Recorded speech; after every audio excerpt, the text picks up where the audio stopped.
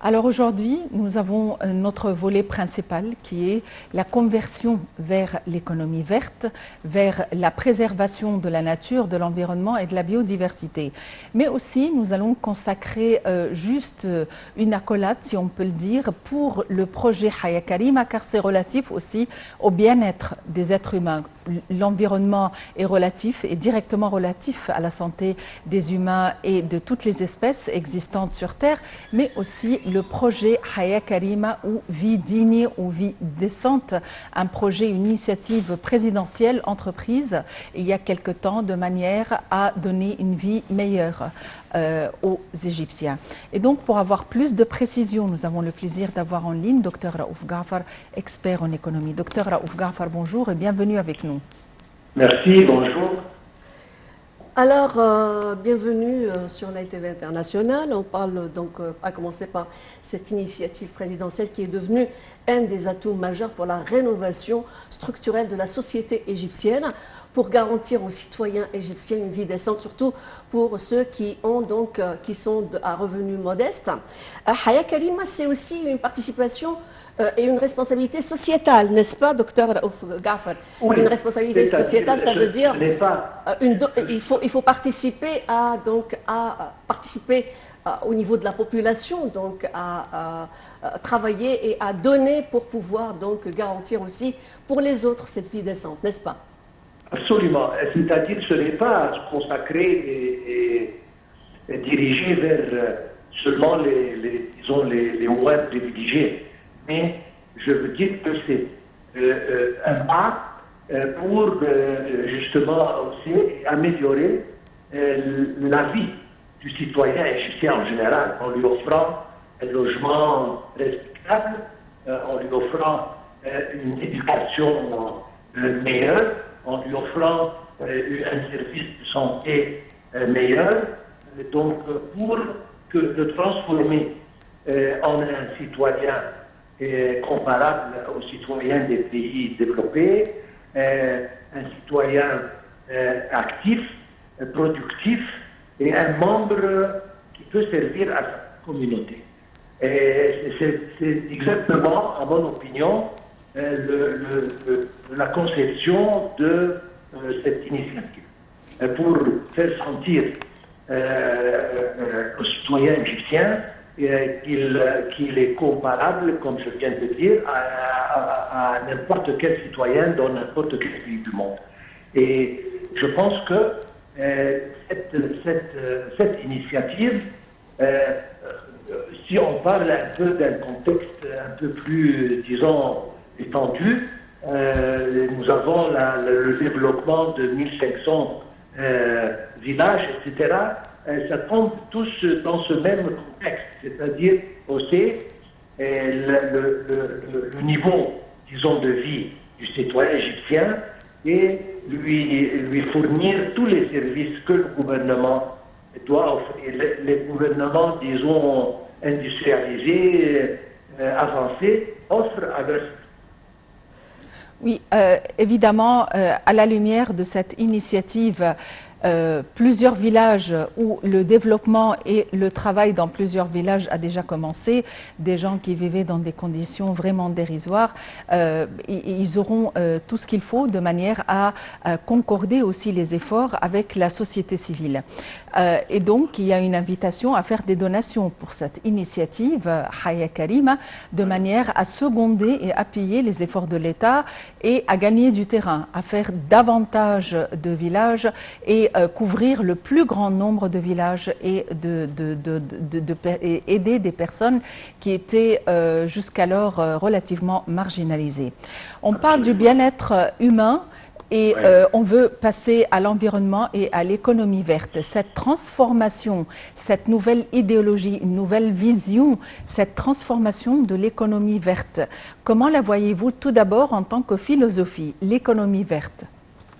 C'est-à-dire, c'est une chose inévitable. Nous avons remarqué dans les dernières années les émissions de carburants, etc., qui polluent l'environnement et qui ont des effets très négatif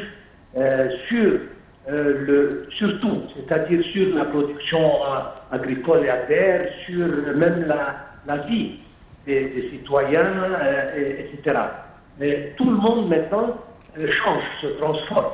Ils essayent de diminuer les émissions, ils essayent de se diriger vers les productions basées sur tout qui soit propre, c'est-à-dire énergie.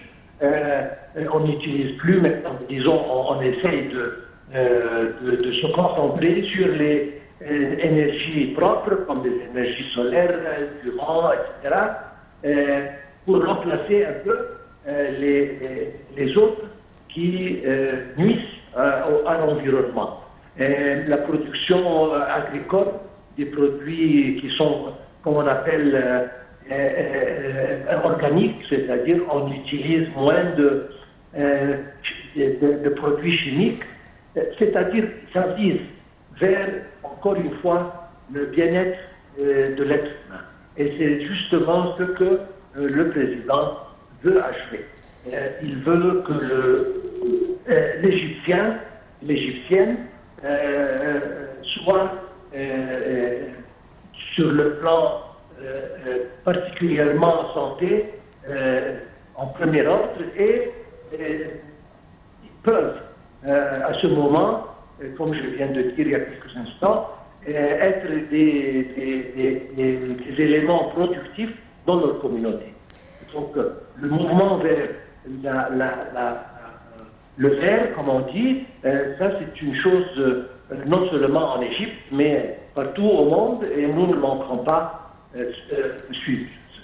Alors, docteur Raouf Ghaffar, le président Fattah Sisi avait déjà parlé de cette initiative, de son importance en tant que stratégie de l'Égypte, la République arabe d'Égypte. On se rappelle dans son discours adressé aux magistrats, à la magistrature avec les chefs d'État africains le 20 février 2021.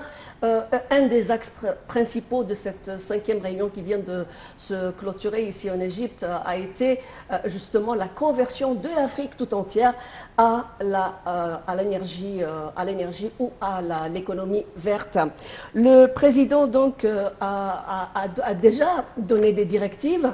Et vous pouvez un petit peu nous parler statistiquement des objectifs qui ont été atteints, ceux des 10% pour l'année 2021, ceux pour les années qui sont donc dans le point de mire pour l'année 2024 qui serait à 50%. Est-ce qu'on peut atteindre ce chiffre à 2024 de 50% d'énergie renouvelable? C'est-à-dire, on doit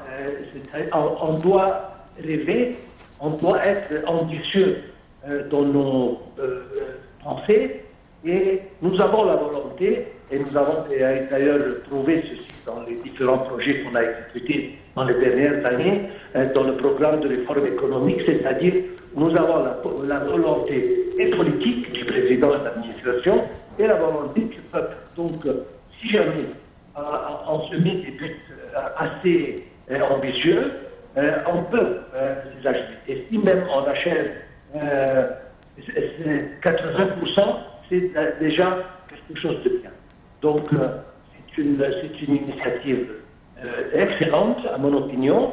Et nous avons, comme vous avez parlé à propos de beaucoup de parties de l'Afrique, nous avons tout ce qu'il faut pour produire des énergies propres. Et d'ailleurs, nous avons, particulièrement en Égypte et en Nord-Afrique, le soleil, 365 jours presque par an, ce qui nous permet de produire une énergie solaire qui peut suffire le monde entier. Nous avons le vent, nous avons la mer, c'est-à-dire nous avons tout ce qu'il faut pour se transformer. On a une communauté qui soit très consciente de l'environnement. Et j'espère que nous achevons, sinon 100% de nos aspirations, au moins nous pourrons aboutir à 80 ou 90%, ce qui est excellent. Docteur Raouf Ghafar, on commence à parler de projets verts aussi, ce sont tout ce qui est affilié à l'économie verte. On commence à parler de projets verts, on commence à parler à plan de développement vert. Et sur ce, la Banque européenne de développement et de reconstruction a consacré 220 millions de dollars pour des projets qui seront tenus par l'entrepreneuriat vert aussi. On a attribué la couleur verte à l'entrepreneuriat, aux projets et aux petites et moyennes entreprises qui vont tenir ces projets. En quoi consistent ces projets ? Et tout ce qui est amené à l'environnement, c'est considéré un projet vert. Et si on parle, pas seulement pour les moyennes et petites entreprises, si on parle sur un plan encore plus grand, nous pouvons parler par exemple des voitures électriques, ce qui est un pas géant dans cette direction. Et on encourage les entrepreneurs. Et d'ailleurs, c'est le même contexte de la vie décente. C'est-à-dire que ce ne sont pas seulement des services que le gouvernement fournit pour améliorer la vie, mais ce sont des dons que le gouvernement accorde aux entrepreneurs, surtout les jeunes gens, pour commencer et travailler. Ce qui présente des emplois pour plus et diminuer le taux de chômage certainement et diminuer la possibilité d'immigration clandestine. C'est-à-dire, je veux dire, tout ce qui est pour l'environnement, sur le plan agricole, sur le plan industriel, est béni par le gouvernement pour qu'on se transforme dans un environnement vert. On utilise moins le plastique, on utilise moins le papier, c'est-à-dire... Docteur Raouf Ghafar, on est désolé, on est obligé d'interrompre notre entretien avec vous. On vous remercie infiniment. Vous êtes expert en économie et tout de suite, nous allons vous présenter une retransmission en direct de la réunion des ministres de l'information des Arabes qui se tient actuellement au Caire.